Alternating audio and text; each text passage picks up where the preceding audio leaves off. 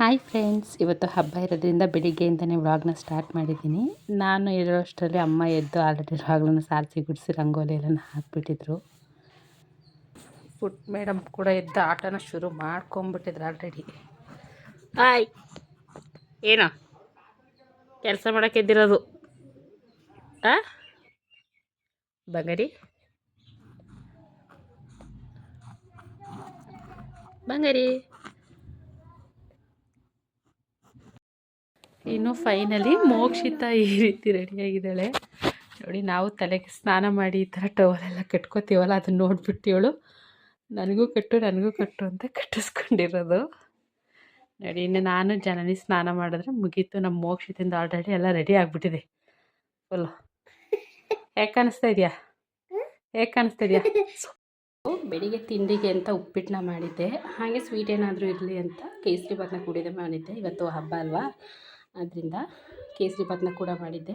ಈ ತಿಂಡಿನ ಮುಗಿಸ್ಕೊಂಡು ನಾನು ಮತ್ತೆ ವ್ಲಾಗ್ನ ಕಂಟಿನ್ಯೂ ಮಾಡ್ತೀನಿ.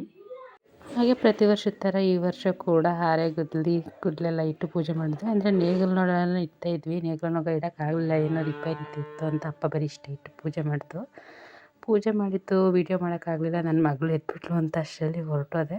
ಹಾಗಾಗಿ ಪೂಜೆ ಮಾಡೋದು ವೀಡಿಯೋ ಮಿಸ್ ಆಗಿದೆ.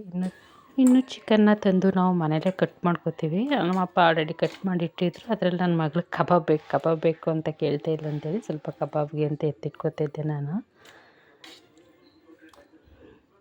ಅಂದರೆ ನಮ್ಮ ಮನೇಲಿ ಕಬಾಬ್ ಅಂದರೆ ಎಲ್ಲ ತಿಂತಾರೆ, ಹಾಗಾಗಿ ಸ್ವಲ್ಪ ಜಾಸ್ತಿನೇ ತೆಕ್ಕೊಂಡಿದ್ದೆ.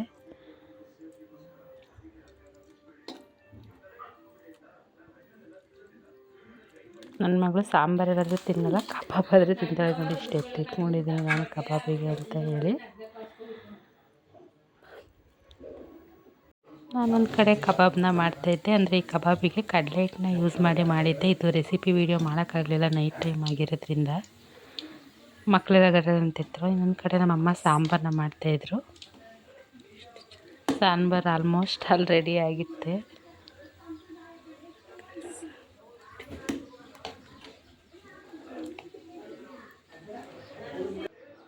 ತಿನ್ನು, ಹೇಗಿದೆ? ಸೂಪರ್ ಆಗಿದೆಯಾ? ತಿನ್ನು. ಊಟನ ಬಡಿಸ್ಕೊಂಡು ಬ್ಯಾಟಿಂಗ್ನ ಮಾಡಿದ್ವಿ. ಅಷ್ಟರಲ್ಲಿ ಅವಳನ್ನ ಆಟ ಆಡಿಸ್ತೈತೆ. ಸಾಮಾನ್ಯವಾಗಿ ಹಳ್ಳಿ ಕಡೆ ಎಲ್ಲ ಇದೇ ರೀತಿ ಹಬ್ಬನ ಆಚರಿಸ್ತೀವಿ. ನಿಮ್ಮೂರಲ್ಲಿ ಯಾವ ರೀತಿ ಹಬ್ಬನ ಆಚರಿಸ್ತೀರ ಅಂತ ನನಗೆ ಕಮೆಂಟ್ ಮಾಡಿ. ಹಾಗೆ ಇನ್ನೂ ನನ್ನ ಚಾನಲ್ನ ಸಬ್ಸ್ಕ್ರೈಬ್ ಮಾಡದೆ ನೋಡ್ತಾ ಇರೋರು ದಯವಿಟ್ಟು ಕವಿತಾ ಜೇಗೌಡ ಯೂಟ್ಯೂಬ್ ಚಾನಲ್ನ ಸಬ್ಸ್ಕ್ರೈಬ್ ಮಾಡ್ಕೊಳ್ಳಿ. ವಿಡಿಯೋ ಇಷ್ಟ ಆಯಿತು ಅಂದರೆ ಒಂದು ಲೈಕ್ನ ಮಾಡಿ. ಇದಾಗಿತ್ತು ನನ್ನ ಹಬ್ಬದ ವ್ಲಾಗ್. ನೆಕ್ಸ್ಟ್ ವೀಡಿಯೋದಲ್ಲಿ ಸಿಗ್ತೀನಿ. ಬಾಯ್.